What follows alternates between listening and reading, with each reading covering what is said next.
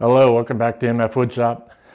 Today I am going to start the process on this rocking chair that I've been wanting to build for years.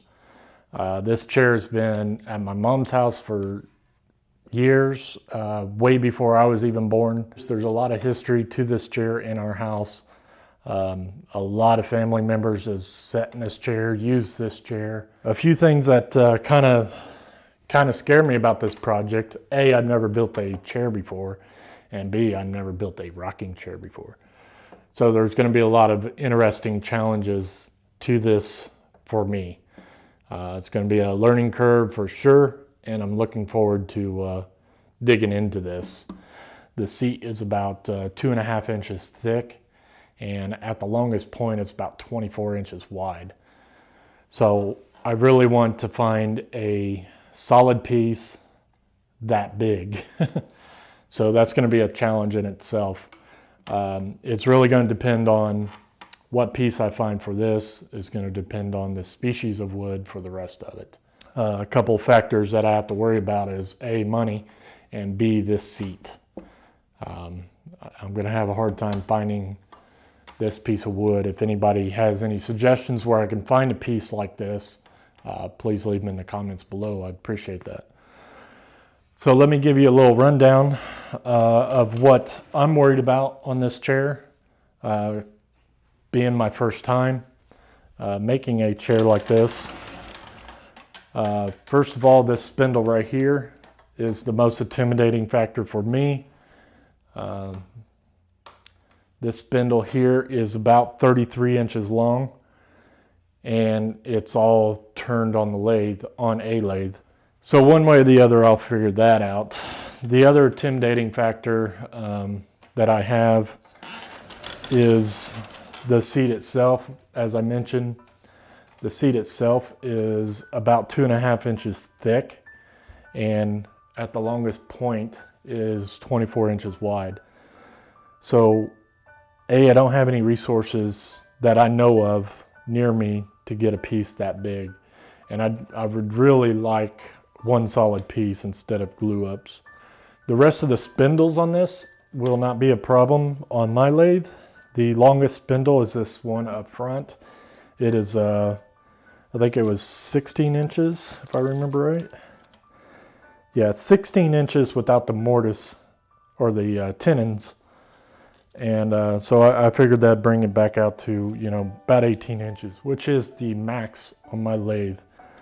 The legs that attach to the rockers, or the seats and the rockers, that's not a problem on my lathe. Shouldn't have a problem with that. All four of those appear to be the same. I'm not sure at this point. Rockers themselves, I do have a steam bender where I could steam those legs, or I could probably run them through a bandsaw if I find the right piece of wood where I can get the grain going the right direction. The only other intimidating factor that I may be worried about is maybe these slats. Not only the profile this way, but the profile this way as well, because it does kind of bend up and go in for the arch of the back. The top piece here, actually these both two top pieces here, they also have a convex shape to them. These simple details here won't be a problem on the lathe. It doesn't look like a complicated profile, but there's actually quite a bit going on here. A, you got the shape going this way. B is kind of tilted this way, if you can see it at my angle, and I'll show you here in a minute. It's kind of tilted this way, so it's going in like this. And then it also meets up right here at this turning here, where there's looks like probably a simple screw back here that's holding that in. Some of the other details on this particular chair, it has a hand-painted pinstripe on the handrail, some on the spindles, and on the seats and the back of the slats. There's even some flowers painted up on the top. I'm not going to do painted on my piece, but what did kind of run through my head, like on this particular slat, or on these slats, The painted detail runs up just maybe a 1/4 inch in, and it's about a 1/16 inch stripe, and it just runs the perimeter of the piece. What I did consider is maybe routing a groove in instead of doing the painted detail. So I'll give you a little walk around of this, some little close-ups, and we'll call this quits.